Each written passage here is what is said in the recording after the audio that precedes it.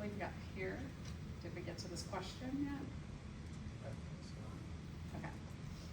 That when the embryo begins forming, so in these stages of cleavage, every time the cells cleave, the cells release more CG or chorionic gonadotropin.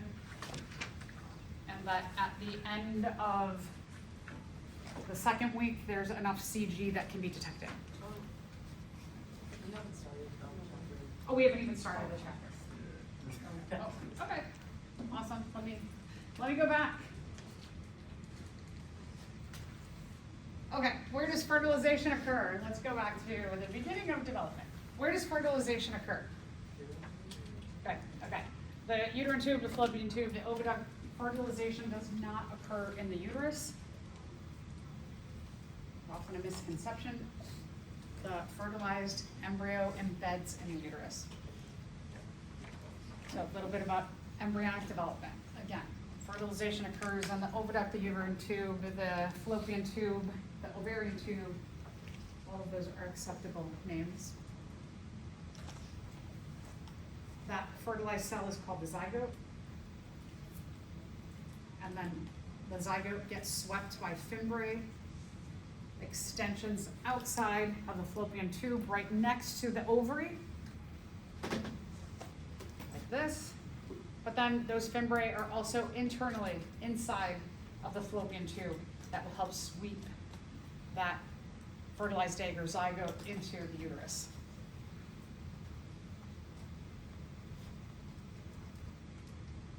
So zygote remains in the uterus, takes about 4 to 8 days-ish for the zygote to embed into the endometrium inside of the uterus. So here gives you an idea of a little bit of that early timeline, that when you have your fertilized egg, the process of cleavage begins. When we're talking about cleavage, we mean cleave. When you cleave something, you cut it in half. So we have cleavage, the cells cleave in half. You get 2 cells, then you have exponential growth of the cells, 2, 4, 8, 16, and then we get our morula up here. The morula is a solid ball of cells. About the beginning of the second week, you have the formation of the blastula or blastocyst. And then by about, beginning of the first week, sometime in the first week, the embryo or zygote embeds into the endometrium. One of the things that I want you to see here, and what is kind of a hidden emphasis here, is that the mass of the cells from that first fertilized cell through cleavage, and even you can see it in this illustration, is that the cell mass stays the same.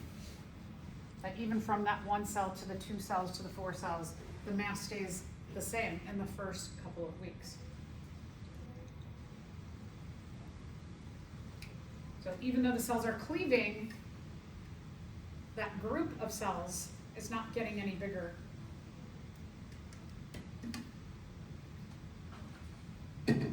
Mass stays the same.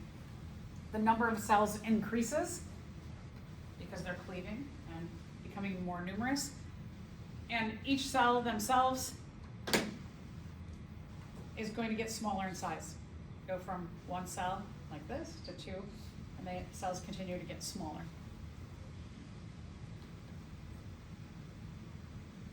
About day 4, you have the morula, a solid ball of cells.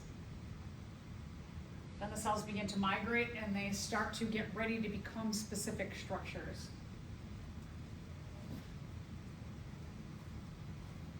Migration meaning that they're going to go to the outside of that mass of cells. So that ball of cells no longer has cells in the middle. They're all on the outermost part. Kind of like a raspberry. If you think about what a raspberry visually looks like, you have all those little seeds of the raspberry, and they're on the outside and the inside is hollow. That's kind of like what the blastula looks like, except for it was totally enclosed. You can call it the blastula or blastocyst.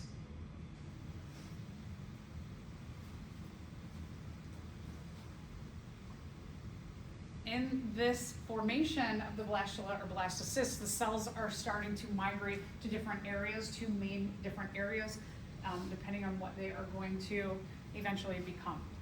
We'll talk more about that. So here, solid ball of cells, the morula. Now the blastula, this is what it looks like as a whole. When you look at, if we cut that in half, we could see that all the cells are on the outside and now the inside is hollow. The inside, the hollow part's called the blastocele. Remember we talked about the coelom is an open cavity. We have the open cavity in both the insects and we have in the worms too. The beginning of the second week, you have the process of gastrulation. Gastrulation looks like a blastula, and if somebody took and they poked their thumb into it. So it has this little divot in there. And then gastrulation leads us to what we call gastrulation, the committing of the cells to become one of three classes of cells: endoderm, ectoderm, and mesoderm. And again, this is about the beginning of the second week. All right, so this is a very interesting video. It shows you cleavage in action. It's time-lapsed.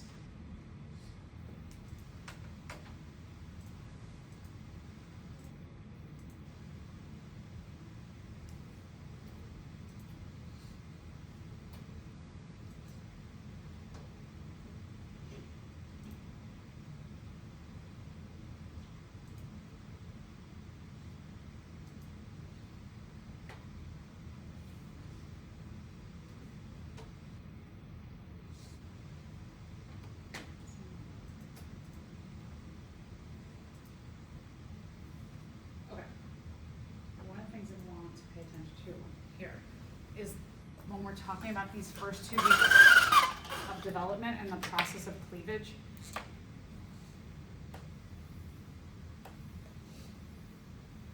That's about the mass of the original fertilized egg or zygote.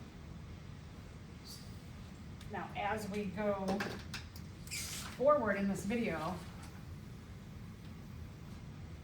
I want you to notice that the mass doesn't change.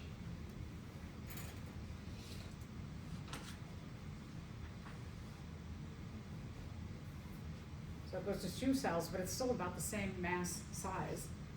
And then 4 cells about the same mass size. Number 8. You start to get that morula. It's going to jump a little higher. But again, you can tell the mass is about the same size.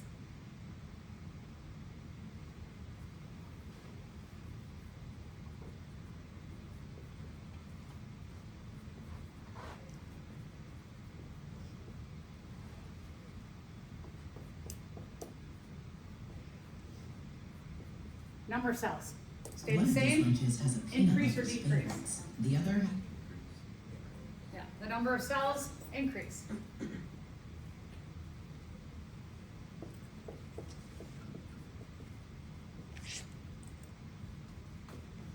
Inside the cell, size of each cell.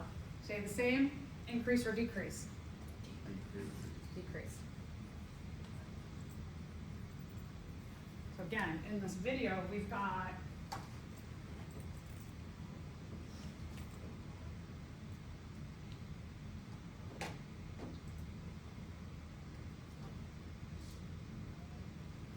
our cell mass is staying about the same. The number of cells are increasing. With every cleave, you get more cells, and the sizes of the cells get smaller and smaller and smaller.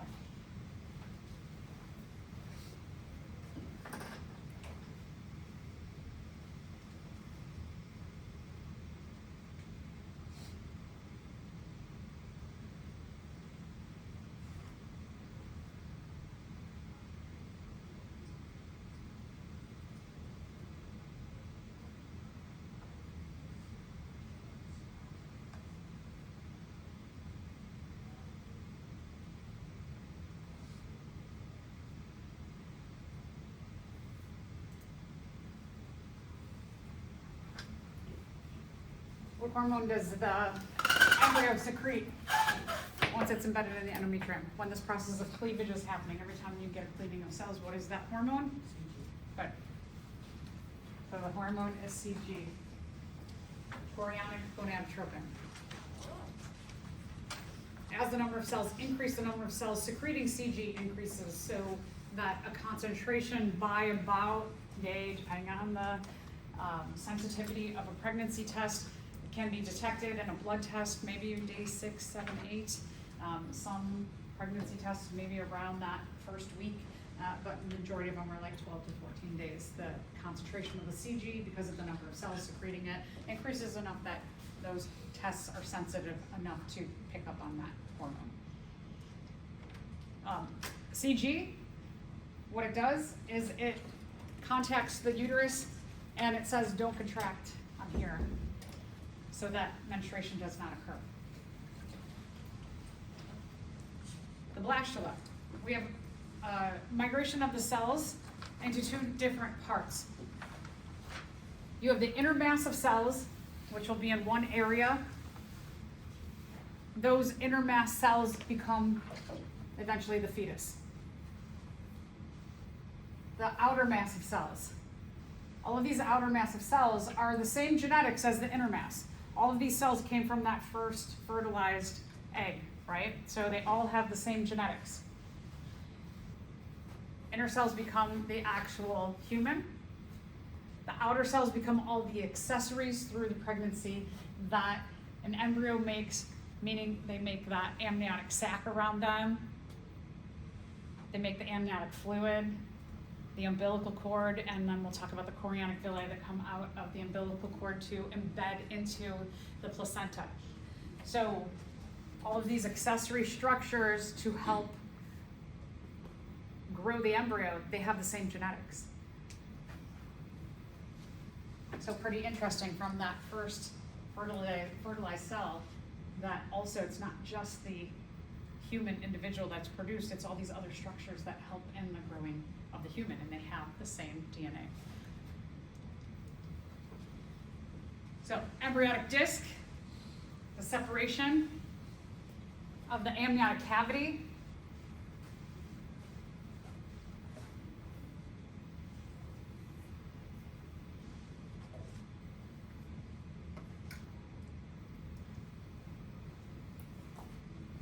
The embryonic disc continues on to become the gastrula, eventually continues on to become the fetus.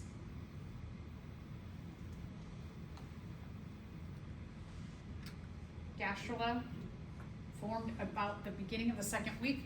Looks like that hollow ball of cells like the blastula, but if somebody just poked their thumb into one part of it.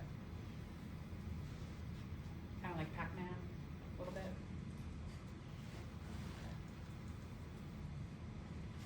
Gastrulation is the specialization of the cells.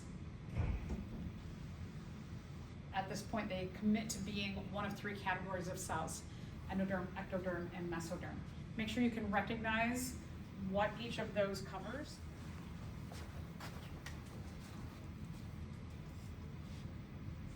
Eventually, what happens after gastrulation is you have organogenesis, which means that those three categories of cells, the endoderm, the ectoderm, and the mesoderm, further commit to being very specific. It could be not just organs, but we have other things, tissues, glands, cells, etc. So that all the cells are committing to being something very specific. Okay, so let's talk about endoderm, ectoderm, and mesoderm. When we're talking about this term derm, it means the layering. Just like our skin is referred to as our dermis, but we have different layers of our skin dermis. And so in this gastrulation point, we have three different kind of layerings of skin. There's a lot of complexity to a lot of our structures. So for example, let's talk about the stomach. The stomach has an outer layer, it's got a muscle layer, and then it's got an inner layer.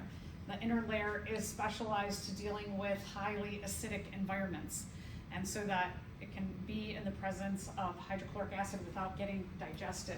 All of our other cells do not act in this way. They are not specialized like that. So that kind of derm or layer of the stomach is different than the muscles around that layer the muscles around that layer, they undergo peristalsis. Peristalsis is the activity through our digestive system, that involuntary squishing that goes through from the back of our pharynx, down our esophagus, into our stomach, and through our intestines. It keeps the food pushing or moving. The muscles are responsible for that. And then you have an outer layer of on the stomach, and that has an interaction with the cells around that. So when you're talking about these 3 layers of gastrulation, you are going to see some overlap. Like, for example, you've got a lining of the digestive and respiratory tract with the endoderm, and then I'll come back to it. In the mesoderm, you've got the outer layers of the digestive and respiratory tracts. So I'm going to go back to the ectoderm. So just to note that some of them have a little bit of overlapping. A question that I would have would not be so specific, like which layer does the outer layer of the digestive tract. I wouldn't be that picky, but I do want you to kind of know the major things that if I gave you a question, I have an example question here also, that you could kind of go like, oh yeah, those are the ectoderm. And then you have the mesoderm, mesoderm, muscle, skeleton, circulatory system, reproductive system, kidneys. And again, you know, parts of the digestive and respiratory system too.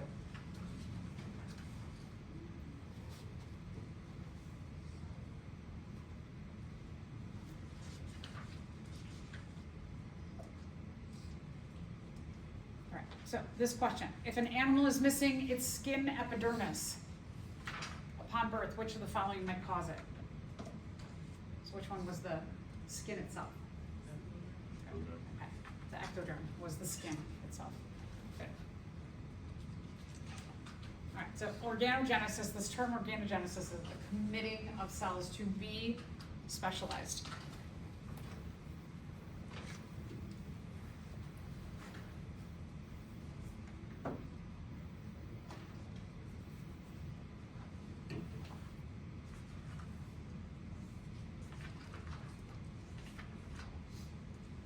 Interesting picture, just shows you in that second week of development that here we have the committing of all of these more specialized structures.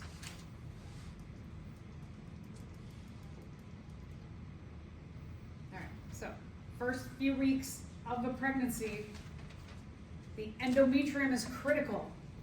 It's the whole point of the endometrium, is so that when you have a zygote and you have a developing group of cells, that before a placental connection can be made, before the mother's body can produce the placenta, and the embryo itself can produce the umbilical cord with the chorionic villi, you have to, this bulb cells has to be diffusing in nutrients from somewhere, and that is what the endometrium does. Also, in this kind of, after gastrulation, once you have this commitment, amniotic sac, another protective layer. I like all these protections for our cells.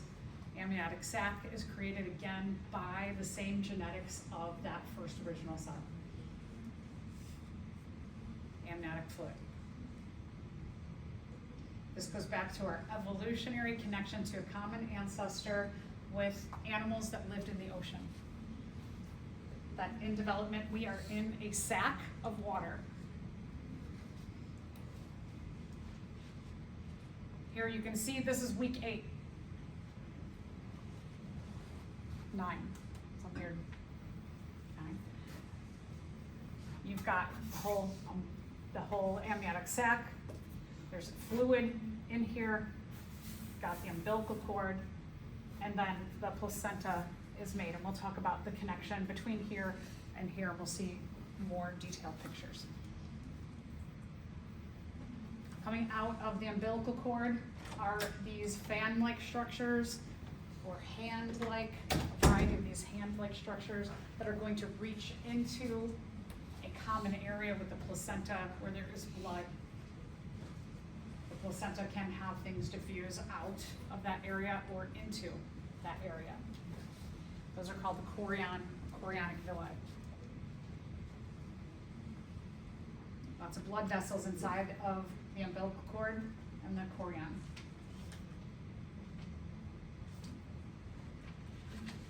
blood. Always started this whole unit with blood because that is the transport system around our bodies.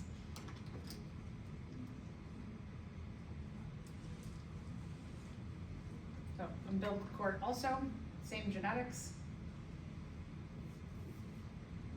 All of those accessories are ready to give protection, allow for nourishment and connection between the mother's body, and then the inner cell mass just continues to develop the fetus.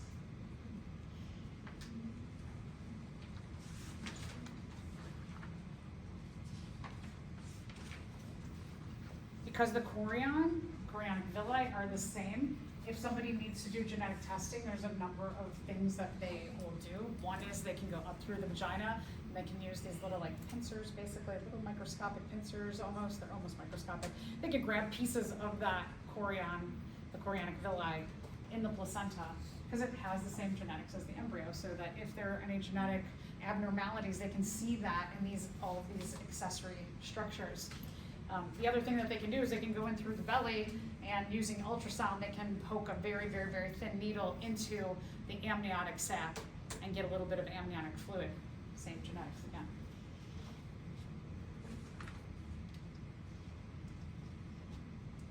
Oh, so this one I wanted to show you.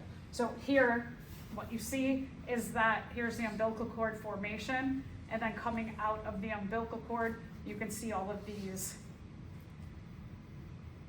little things, and they embed into, those are the chorionic villi, they embed into an area between the placenta and the chorionic villi. All of this is pools of blood. Those are pools of the mother's blood where diffusion can happen across. All right, so placenta. Placenta is this very complex interwoven mass of tissue. It forms from the mother, between the embryo and the mother, that allows for, we're going to see two important things. We often focus so much on the exchange of essential nutrients and other molecules and compounds, but the placenta also releases hormones. The placenta looks like this. So you can see the connection between the umbilical cord and reaching into that placenta. They kind of become like one mass of tissue. This is often called the afterbirth, because once the baby is out, the mother still has to birth the placenta out as well. So that has to come out. Sometimes complications arise if there's an issue with the placenta not coming out well. That can lead to issues of like excessive bleeding, for example. So not just the baby who needs to be monitored when it's out, but the mother needs to be closely monitored until the placenta, and even after the placenta is out. All right, so two major functions of the placenta, the one that's often forgotten, to secrete hormones. The placenta produces estrogen and progesterone, just like the endometrium has done.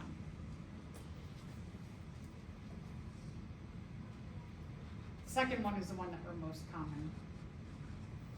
commonly familiar with. So let's just talk a little bit about these. So estrogen from the placenta is going to contact the mammary glands. I know we talked about this as the outer layer, the corpus luteum. As it matures, produces estrogen and progesterone. So the embryo itself is producing that, and now we have the placenta producing both of these hormones. Both these hormones are contacting the uterus and saying, somebody's in here, don't contract. The other thing is that they're contacting the mammary glands. I know I mentioned this quite a bit ago, and it's saying to the mammary glands like, hey, we got something developing here. Let's start working on developing the mammary glands further so that they can produce milk. The progesterone, it also stimulates the mammary glands. So both of them are working on this stimulation. Progesterone, remember I said levels have to be high. That the corpus luteum, as you go through, when we're talking about the ovarian cycle and the menstrual cycle together, there's two feedback loops. The first one, the GnRH, stimulates the pituitary to release LH and FSH, which stimulates the ovary the follicle cells around the developing oocyte, stimulates them to produce estrogen. Estrogen travels through the blood, tells the uterus, start producing more endometrium, don't contract, and then it travels through the blood back to the brain, and it tells the hypothalamus, let's do more GnRH, go around again. So, positive feedback loop begins, and you have GnRH from the hypothalamus, stimulates the pituitary to release LH and FSH. LH is going to cause ovulation to occur, it's going to cause meiosis I to occur. The FSH is going to stimulate the follicle cells around the nucleus of the oocyte to continue to develop. It's going to produce the corpus luteum. Corpus luteum produces estrogen and progesterone. They're the last in that cycle. They travel through the blood, tell the uterus, don't contract, tell the hypothalamus, no more GnRH. So also, the placenta is also producing estrogen and progesterone. So estrogen and progesterone, important levels to stay high so that the uterus does not contract. Also levels to stay high to stimulate the mammary glands. These are always interesting when you can see through a timeline, like the first third, second third, third third, we call them trimesters of a pregnancy, what is happening with the hormones. So HCG, remember that those levels are going to be very high every time you have cleaving. When you get to a certain point of development, the CG levels, they slow down in terms of their production. They're still around. Estrogen and progesterone levels. Now, this is not saying that estrogen is necessarily low, but estrogen maintains a level. Progesterone goes up at the kind of middle of the first trimester. These levels stay consistent in about the second trimester, and then they start going higher and higher, further having the uterus grow, further having the mammary glands grow, ensuring that these levels go high so that the fetus is not pushed out. All of these things get monitored in blood tests. So when a person is pregnant, they go to the doctor and they get regular blood tests, and this is what they're looking for. They're making sure that their hormones are on this track. Second thing that the placenta does is it facilitates the exchange of essential stuff, like oxygen and carbon dioxide, dropping off oxygen into those pools of blood so that the growing embryo or fetus can take up that oxygen to stimulate an efficient process of cellular respiration. Also, nutrients, energy, making sure that urea, the breaking down of proteins by the fetus, get also diffused out. Urea is far less toxic than ammonia, but it's still toxic. And so when you have a smaller group of cells like a fetus growing, you don't want exposure to that. So another thing that's important to be filtered out by the mother's body. Here again, placenta formation, umbilical cord, the chorionic villi. You can see inside of the umbilical cord, you can see the circulatory system, that you've got larger blood vessels on the pig. If you remember that we cut a flap here, and when you pulled that flap back, you had the urinary bladder, and on each side you had the umbilical arteries. You're seeing pretty large arteries there around the urinary bladder, and then they break smaller into capillaries inside of the chorionic villi. All right, here's also the downfall, is that because you have the exchange of essential nutrients, you can also have the exchange of things that are not necessarily wanted between the mother and the fetus. So even if you're just sick and your doctor prescribes something, they have to ask a lot of questions. Because some medications can be taken by a pregnant woman and some can't. In our popular news, right, just recently, you heard that Tylenol was very dangerous for pregnant women to take because it caused autism in fetuses. That is absolutely not true. So Be careful with your media. Trust your medical professionals. Do not trust the popular media to determine how you live your life, what you take. Do your research. Recreational drugs, they can be passed, as well as medications can be passed. So all of it has to be carefully monitored. No recreational drugs. Even if there's something that you think like, I don't know, let's say you're somebody who takes CBD because it helps to calm you down. You definitely want to check with your medical professional if that is something you should continue to take while pregnant. You want to make sure that every little thing that you think is good for you as a large human, is that good for a growing and developing human? So always anything that is maybe you don't think like, oh, I usually do that. Maybe I should talk about that. You should talk about that. Oh, one more thing I want to add. Nicotine, any kind of nicotine, smoking. Very interesting, in the 1950s, there were ads with pregnant women, and they had a cigarette and a martini. And it used to be thought like, oh, you could have a little bit of that, that's okay. And what we came to find with a lot of research was that nicotine was absolutely a nope, never, not even a little bit. Alcohol. So there's been a lot of research that we are at a kind of precipice where we were with nicotine in probably like the 1980s, when we realized, oh shoot, all this nicotine causes cancer, causes emphysema, causes all kinds of diseases that are not good. We're there with alcohol now. That when I was pregnant with my first son, there was research that came out that said for pregnant women, 0 amount of alcohol is safe. Before that, a lot of people would say, oh, I think like 1 drink a week is okay, or 1 a month. And I had a lot of like just people in the world and be somewhere at a dinner and they'd be like, I'm just gonna have 1. I'm like, so the new research says, and they were like, what? Why don't I know this? Still to this day, is that widely said to people? No, not really. Now we know that for all humans, alcohol, none is good. So like back in when nicotine was coming along and smoking, we're there with alcohol now. That we know that there are a lot of negative effects. There are going to be a lot of diseases linked to alcohol in our current research and futures. So especially for any developing organisms. All right, so I know I'm going back from like embryo and fetus. Usually call it an embryo for the first like 2 months, and then you switch to fetus after that.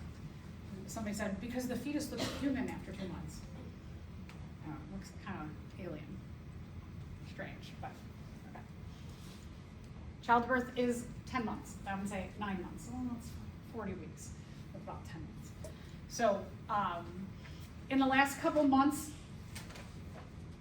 the fetus instinctually, however it's sitting in the uterus, the fetus could be sideways, the head could be up here. The fetus starts to turn itself instinctually to put the head down, to rest on the cervix or the bottom of the uterus. And that's like really kind of important for survival. It's a great survival instinct, because if you think that the fetus, the whole body, the vagina's here, has to go out of a tube.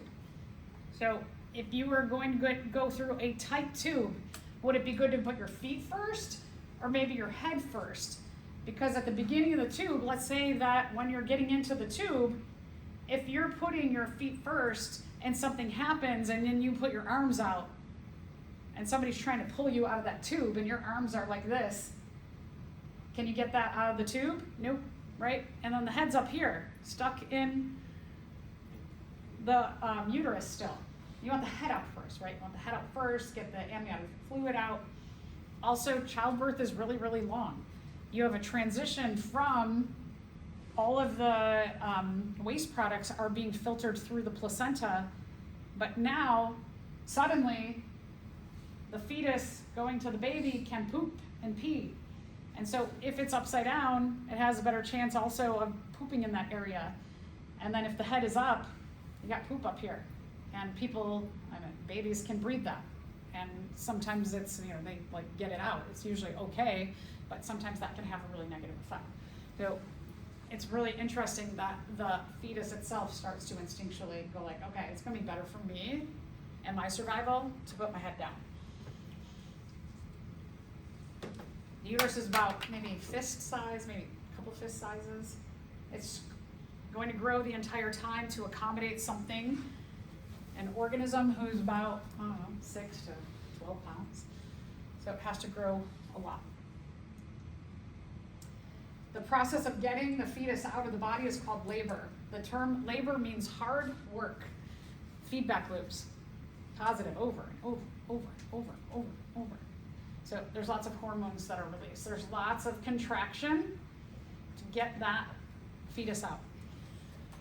So the fetus, at the end of the 3rd trimester, it's going to start releasing steroid hormones that, again, are going to increase more estrogen, but also prostaglandin. Prostaglandin is released also by the bulbourethral gland or the Cowper's gland. And in an ejaculation, what that prostaglandin does for males, it helps the penis to become erect. It helps the muscles in the penis to contract so the penis goes from down and can fit into the vagina. Here, what is happening is this prostaglandin is going to help the placenta and the uterus to contract. So it can push out the baby and then also push out the thank you, the placenta. The placenta also has prostaglandins within the umbilical cord that are going to contract the umbilical cord so that, I know we often say, like, you'll hear they're going to tie the umbilical cord. They don't physically tie it, they usually like solder it or something, or use stitches. If you are an animal who's out in the wild, you don't have a team to like mess with the baby's umbilical cord, right? So you've got to rely on prostaglandins to contract the umbilical cord to prevent blood from being lost there. So again, all of this, all these hormones are making the uterus contract finally. Before we didn't want contraction, now we do want contraction. The other thing that happens in when childbirth is going to occur, the head toward that end of that 3rd trimester, the pushing on the bottom of the uterus, the cervix, the little tiny hole inside of the cervix is going to start to open up, and that's what they call dilate. So when you hear someone saying, like, if you're looking at a movie or a TV show, and they say, oh, they're 2 centimeters dilated, it means that the uterus, the bottom of the uterus, the cervix, the little hole inside that leads to the vagina, is starting to open up a number of centimeters so that eventually it gets to be enough centimeters so that the head can push its way into the vagina. So they monitor that. The stretching of the cervix sends signals up to the hypothalamus to tell the pituitary gland to make oxytocin. Oxytocin is a contraction hormone also. It's going to make the uterus contract more. It's also going to make the muscles around the mammary glands. The mammary glands are like this, there's muscles around it. The oxytocin is going to stimulate the muscles around the mammary glands to contract to help push milk out.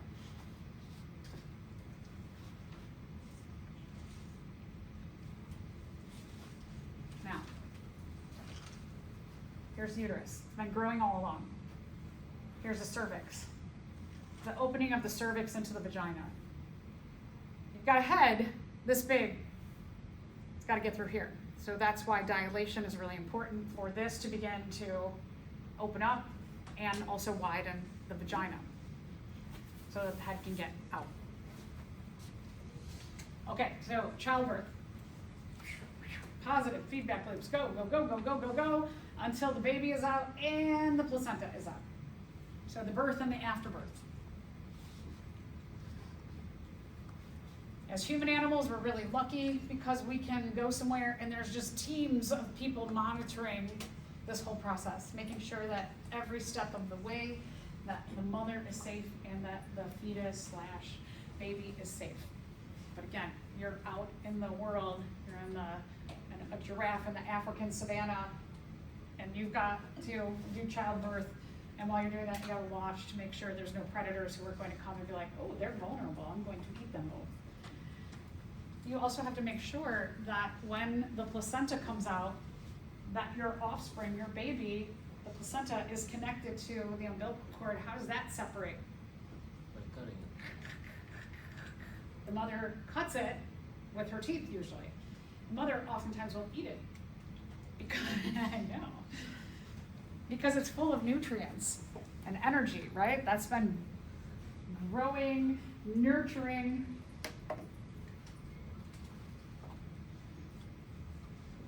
One other thing to accommodate, one of the things in development is that the bones of the skulls are plates.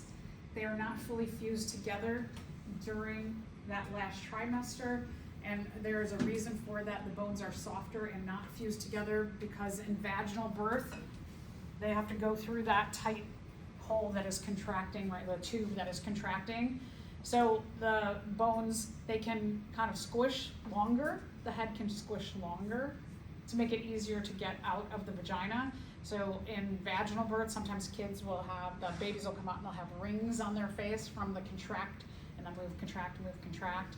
They might be bruised up, their face might be bruised up, their head might actually have a little pointiness to it. All of that goes away in the next week. The head becomes round again. Eventually, young in life, your bones all fuse together. Okay, so placenta and afterbirth, right? Once a baby's born, gotta keep going.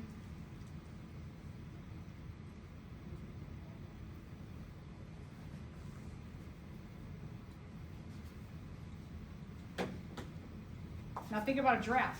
Giraffe's got gravity, right? So a giraffe, the baby's gonna plop, and what's probably going to be pulled from inside the mother too? The lip. Yeah, so can that be dangerous? Maybe the pulling from the wall of the uterus from the placenta could lead to excess bleeding. So we're lucky as the way we have evolved to have medicine and other animals taking care of us, so that when, sometimes the mother can have excessive bleeding and even die, but we have hopefully enough people to take care of us. Umbilical cord, like I said, releases prostaglandins. Also, prostaglandins are a hormone for contraction. We're going to make the umbilical cord contract so that you don't get an excess loss of blood there too.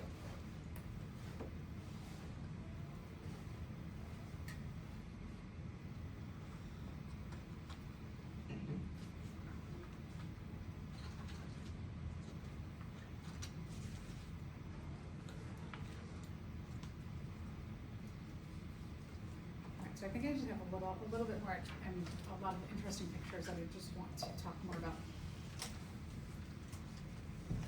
So childbirth too, you can see that going through the tube, almost like if you've ever been on one of those tube water slides. I know we don't go head first, but what do they tell you? Cross your legs, put your hands like this. It's the same instinct that the babies have, is to get as tight as possible. And you can also see, again, the size of the cervix and the vagina. Also see the pushing on the urinary system and the rectum too.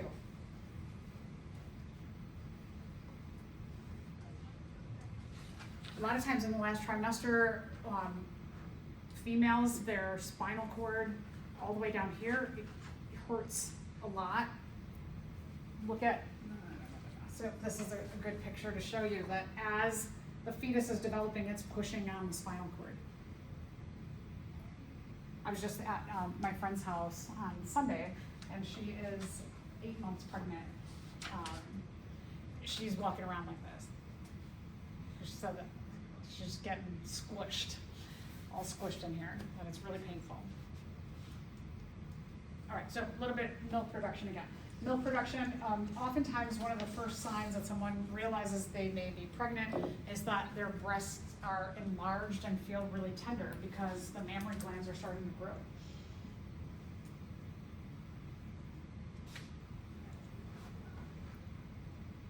Prolactin from the pituitary gland is going to stimulate the production of milk.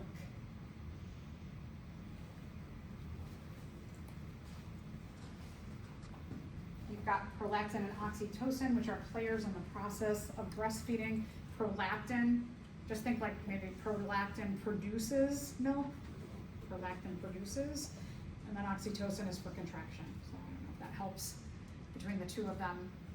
As long as the infant continuously suckles the nipple of the mother, the positive feedback loop to the continuous production of prolactin and oxytocin to stimulate prolactin producing milk, and oxytocin to squeeze the mammary glands to help eject and push out the milk, that will continue to occur. It will go and go and go. So as long as that first initial sucking of the nipple happens, then the feedback loop continues, and this is a positive feedback loop.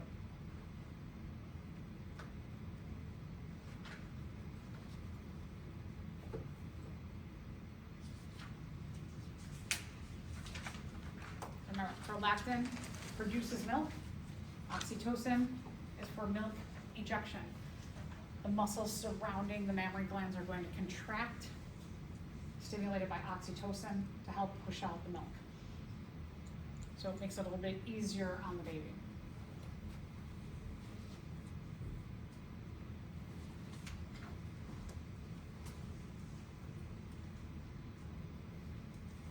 Positive feedback loop, that you have these loops that will continue and continue and continue until breastfeeding stops. If a woman were unable to produce milk due to an endocrine gland disorder, she might consider prescribed injections of what to alleviate the problem? She can't produce milk. Okay, right, so prolactin. So sometimes females, for whatever reason, they have a low prolactin amount or don't produce prolactin, that they can work with their medical professional to have injections of it. All right, a lot of students say, well, what's the difference between an identical twin? How do identical twins start? So let's talk about the difference between identical twins and fraternal twins. Let's go here first. Fraternal twins. Fraternal, what that means is it means that it's like a sibling, but you just happen to be born from the born at the same time.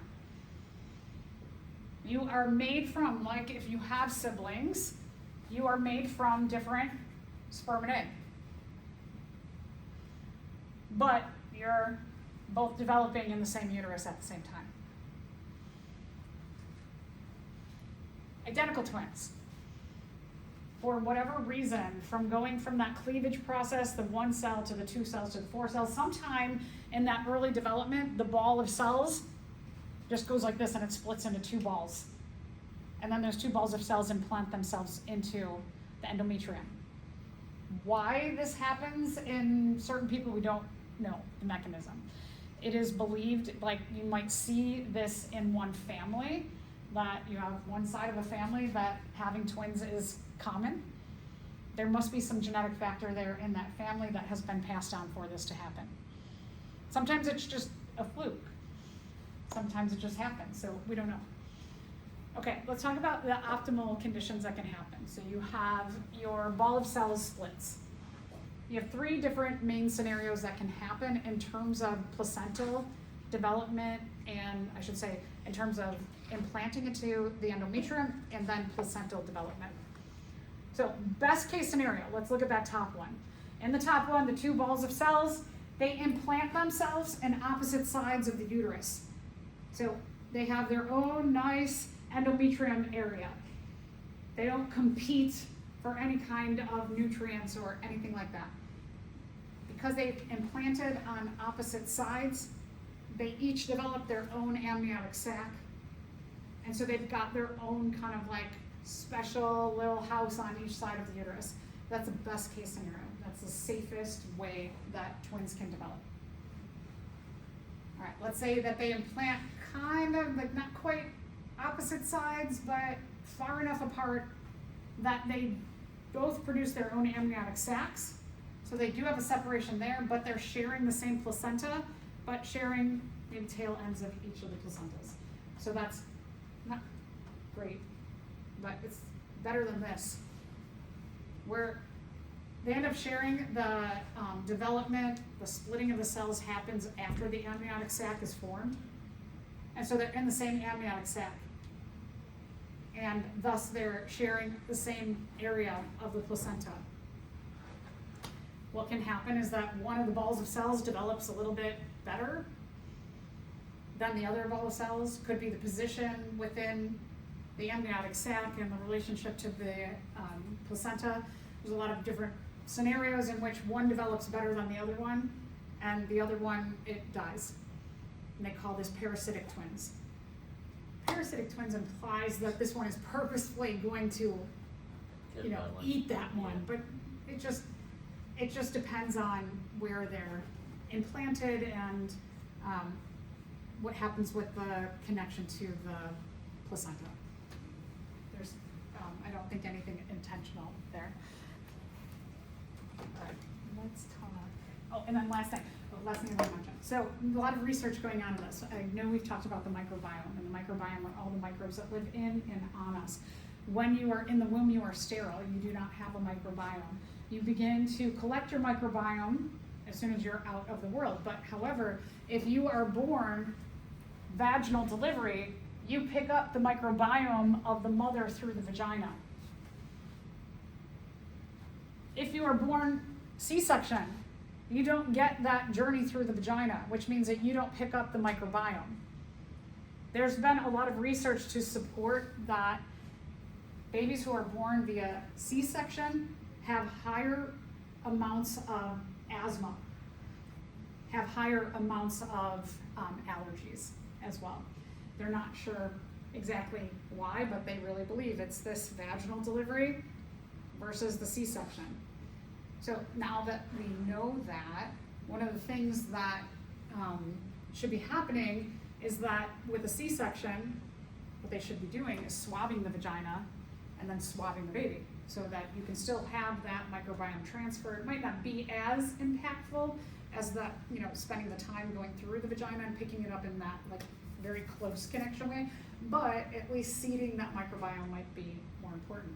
So if you or anybody you know has to have a C-section, it's a good idea to have them say, hey, let's do this microbiome, let's get this going. So ask for a swab. Let's talk about our last little bit, the nervous system. It's very short.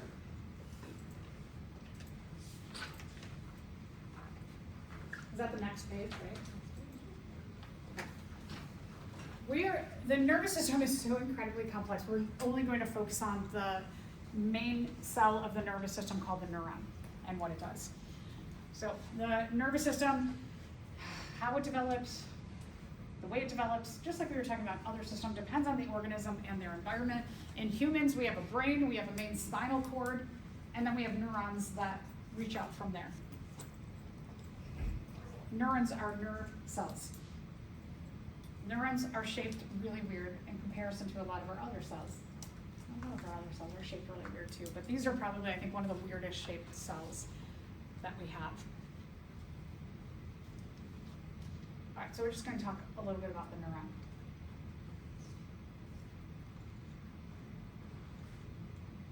When you take something like a Bio 111 and you start talking about cells, you often are looking at a cell like this, right? And it's got a nucleus, and it's got a Golgi, and it's got all kinds of organelles and things. So it looks kind of like round, and it's got all the organelles. We don't think that perhaps in a cell, certain parts of a cell can specialize to do certain jobs, but in the neuron especially, you have different areas of the actual cell that do totally different things.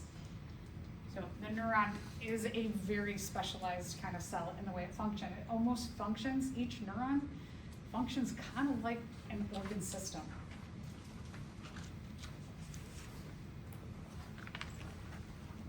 The neuron does four main things. It receives information from some other cell, tissue, gland, organ.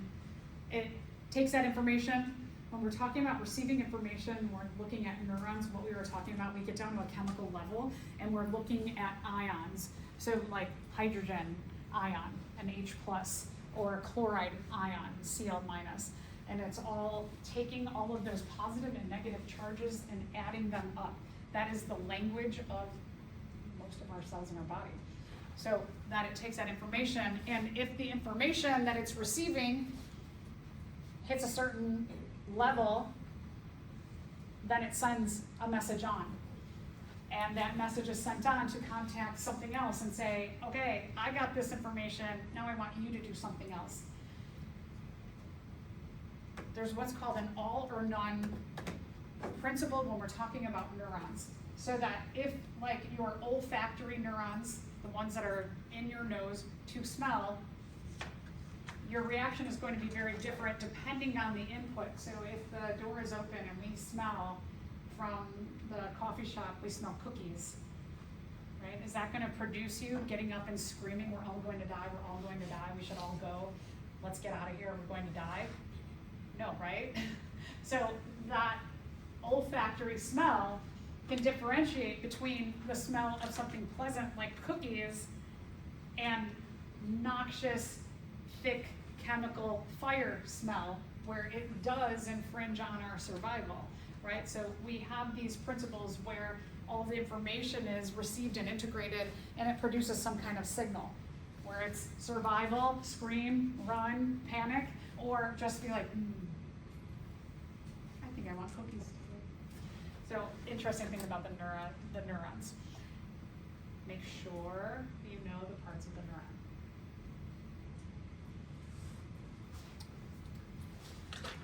All right, so top of the neuron are what we call the dendrites. The dendrites here are the branches. Don't they kind of look like chorionic villi, right? We get these branching all over our body. So branches are used for making a lot of surface area, for allowing chemicals to diffuse, just like with the chorionic villi. It does a very similar thing to the dendrites of the neuron. Information from the dendrites are received from the bottom parts of other, could be neurons. The end parts of other neurons are called synaptic terminals. But it also can be a connection between a muscle, another cell, a gland, a tissue, an organ. So we have our neurons are connected to everything in our body and make sure everything is going smoothly. The chemicals often that we're talking about, as I mentioned before, when we're talking about ions, they also can be larger pieces of information like neurotransmitters, or they can be something like, when we're looking at the endocrine system, they could be a hormone. We take all the information about our, let's just say if it's hydrochloric acid or salt, that what we are taking is you're adding up the positives and the negatives and seeing if you hit what is called a threshold. The threshold will stimulate you upon a chemical smell to get up and try and save yourself from a fire that's in the building, or just sit and think about cookies. So your thresholds are the adding up of these positive and negative charges of whatever that stimulus that is received. That's the way pretty much everything works in our body, is chemical based. Remember, when you did your ECGs, you hooked yourself up to the machines, these positive and negatives produce charges. And so we actually have an electrical charge to us. That's what is being monitored in an ECG. Sharks, rays, skates, they are a group of marine animals, or I should say aquatic animals. They can actually detect, they have a sense that can detect your electricity on you. One of the ways that they hunt by having this sixth sense is they can be swimming over the sand and they can be like, whoa, I feel something is buried under the sand, and they can find prey in there. The information that's taken, all of these chemicals, it's added up in this area of the cell body. So all those chemicals, we need space to add and subtract what's happening with the positive and negative ions. If for this cell, it hits the cell's threshold, the cell body will stimulate the next part to produce what we call an action potential or response to that stimulus.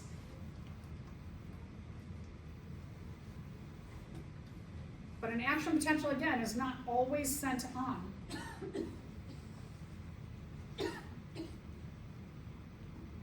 Our thresholds are different for different neurons. Some of your olfactory, like maybe you're somewhere and someone says to you, oh, did you just smell that? And you're like, smell what? And they're like, I smell like a really strong flower smell. And you're like, no, I didn't smell that. That means your thresholds for that particular scent are different. But that person, their threshold is much lower than your threshold. They only need to smell a little bit of that to actually begin to have a response. Like even if it's just like talking about it and responding, whereas you, it doesn't hit the threshold, you don't even smell it. It doesn't register in your nervous system. So our thresholds for, right, if you hear about a threshold for pain, it could be very different depending on the kind of pain even. Maybe you're more sensitive to burns than you are to like punches. Those thresholds are very different. So our neurons are all very different depending on you, your genetics, a lot of other factors. If an action potential is sent on, it goes down the axon. That's the long skinny part of the neuron. It's going to conduct that signal or message on. Our axons are insulated. So just like in the walls of this building, if we open them up, we would see this puffy stuff. They have puffy stuff around them. That puffy stuff is called myelin.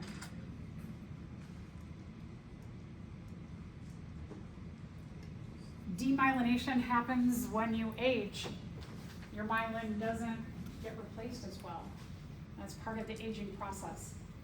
So some of you, maybe this you're like, oh, interesting. Some diseases actually cause demyelination, like Huntington disease, some forms of Alzheimer's, multiple sclerosis, that people are looking at what is going on, what is the mechanism of this disease that it is getting rid of this insulation so that the signal that starts there is lost, and it never allows a signal to be passed on because all that information gets lost because of a lack of insulation. So a lot of really important research going on in this area of neurons. And then if that information gets passed on, you have the synaptic terminals, the branches and swellings at the end of the neuron. Synapsis is the junction between two things. We talk about synapsis when we talk about meiosis. It's the joining of two different parts. Same thing here, the joining synapse, joining of one neuron and another cell to pass on that information.